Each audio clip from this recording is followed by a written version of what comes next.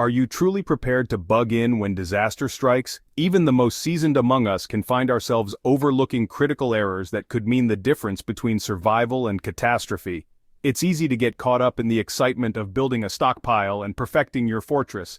But it's the details, often the most mundane, that can trip us up when we least expect it. And it's these very details that we're going to delve into today.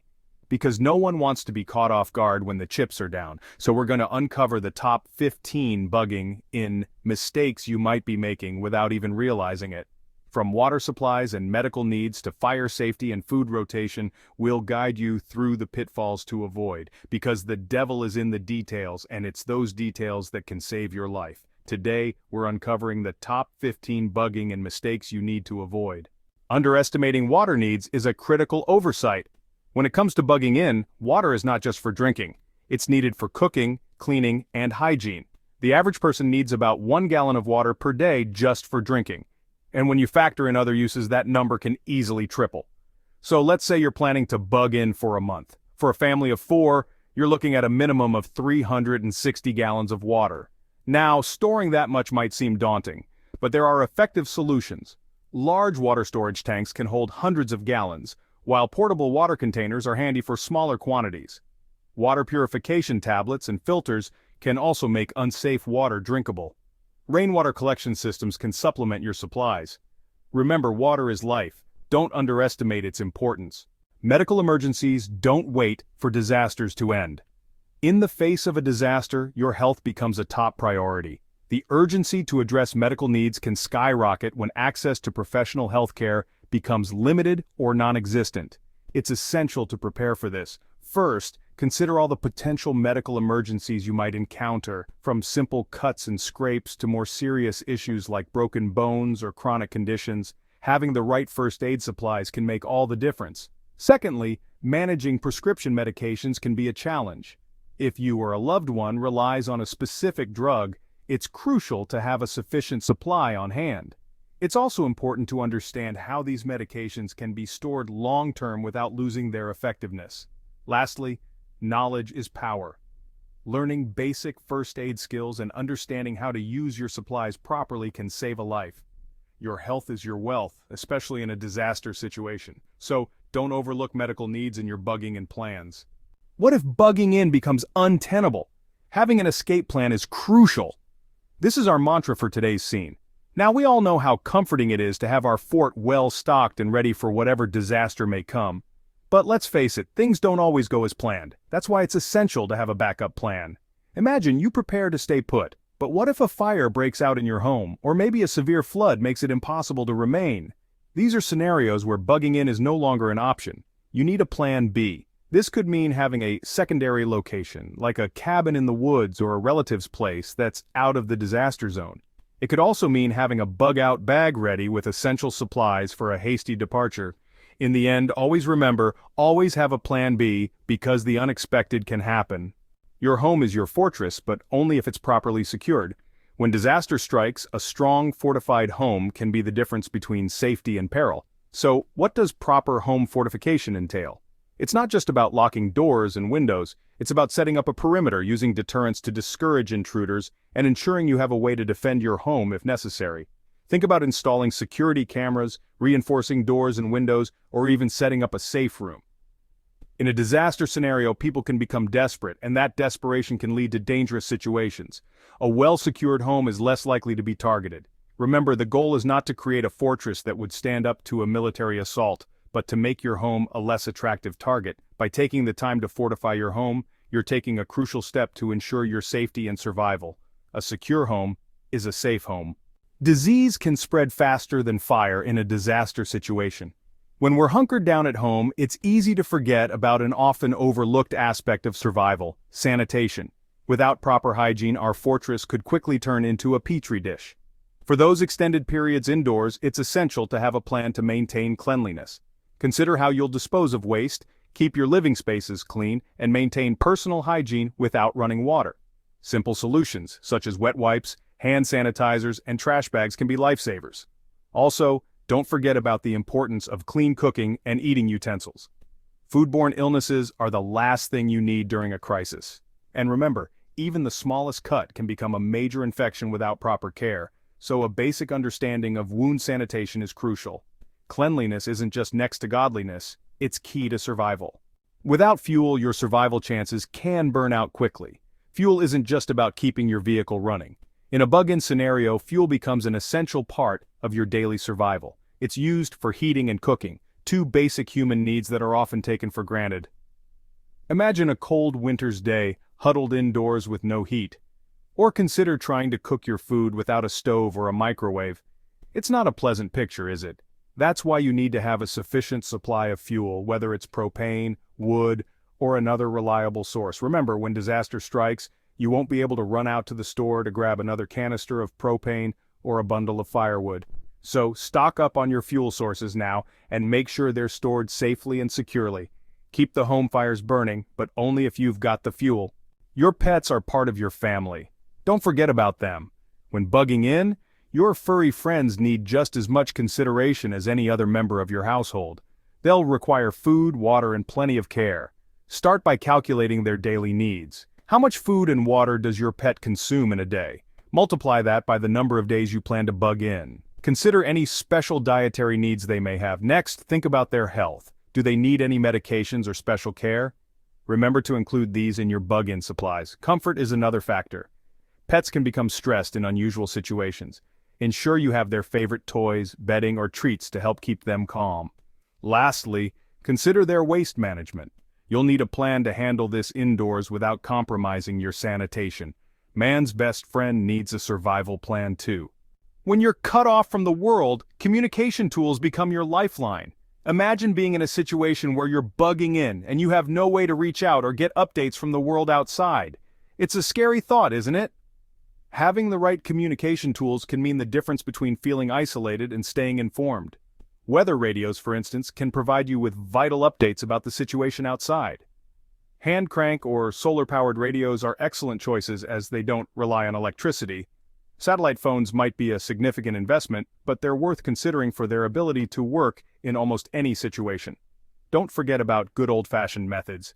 Whistles can be used to signal for help, and mirrors can signal aircrafts. Ham radios, CB radios, and walkie-talkies can also provide an essential lifeline to the outside world. Having a variety of communication tools ensures you can stay connected, even in the direst circumstances. Stay connected, stay informed. Cabin fever is a real threat during extended bug-ins. The isolation and confinement can take a toll on your mental health, leading to restlessness, irritability, and even depression. But fret not. There are ways to keep your mind sharp and morale high. Firstly, consider activities that stimulate your brain. This could be anything from reading books, solving puzzles, to learning a new skill. These activities not only keep your mind active, but also provide a sense of accomplishment. Secondly, regular exercise is vital. It not only keeps your body fit, but also releases endorphins, the feel-good hormones which can uplift your mood. Thirdly, maintain a routine. Structuring your day gives you a sense of control and normalcy, keeping feelings of chaos at bay. Lastly, remember to socialize, even if it's just with your bug-in companions. Human connection is fundamental to our well-being. Remember, a healthy mind is just as important as a healthy body. So don't neglect mental stimulation in your bug-in plans. Fire is a good servant, but a bad master. This proverb rings particularly true when disaster strikes and we're forced to rely on alternative heating and cooking methods. These methods, while essential, can pose significant fire risks if not handled with utmost caution. When bugging in, it's crucial to remember that fire safety measures go beyond simply having a fire extinguisher on hand. Sure, a fire extinguisher is important, but it's just the first step. It's equally essential to know how to use it correctly and quickly. Next, consider the placement of your alternative heating or cooking sources. They should never be placed near flammable objects, and always ensure they're stable to prevent accidental tipping. And let's not forget about ventilation. When using fuel-burning heaters or stoves indoors, proper ventilation is a lifesaver. It prevents the buildup of deadly carbon monoxide. Lastly, always have a fire escape plan in place. Remember, when it comes to fire safety, prevention is key. Don't play with fire, especially in a disaster situation. Your locale can pose specific threats that you need to be prepared for. What are the inherent dangers of your environment? Is your area prone to natural disasters like earthquakes, floods, or hurricanes? Or maybe you live near a chemical plant, and a potential spill could be catastrophic. These are the types of local threats you must take into account when preparing your bug-in plan. Understanding the potential local threats allows you to tailor your preparation specifically to those scenarios. For instance, if you live in a flood-prone area, you might want to consider storing your supplies off the ground. Or if you're near a chemical plant, having a good supply of gas masks and air filters could be a lifesaver. Ignoring these local threats is a common mistake, and it could leave you woefully unprepared when disaster strikes. You don't want to be caught off guard because you didn't consider the unique risks in your area. Know your risks, prepare accordingly. Practice makes perfect, especially in disaster preparedness. You've got your bug-in plan, but how often do you run through it? Regular drills are an absolute must. It's one thing to know your plan, but it's another to execute it under pressure. Picture this: disaster strikes, stress is high, and your mind is racing. It's not the time to be fumbling through your plan. It's the time to act, and act fast. Regular drills help you to internalize your plan, making it second nature. Every member of your household should be involved, each knowing their role in the plan like the back of their hand. Drills also help you identify any issues or gaps in your plan. Maybe you realize your supplies aren't as accessible as you thought, or communication between team members needs fine-tuning. Regular drills give you the opportunity to iron out these kinks before a real disaster hits. Drill, drill, and drill again. It could save your life. Complacency can be a silent killer in disaster preparedness. Just like any other plan, your bug-in strategy should not be set in stone. It should be a living, evolving entity that adapts to new information, changes in your environment, and even shifts in your personal circumstances. You may have stocked up on canned goods, but what if you suddenly develop an allergy?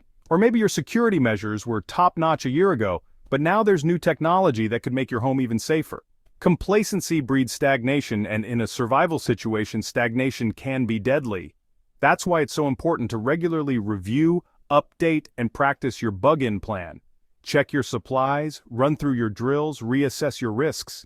This isn't a one-and-done deal, it's an ongoing commitment to your safety and survival, so avoid the trap of complacency, stay vigilant, stay prepared.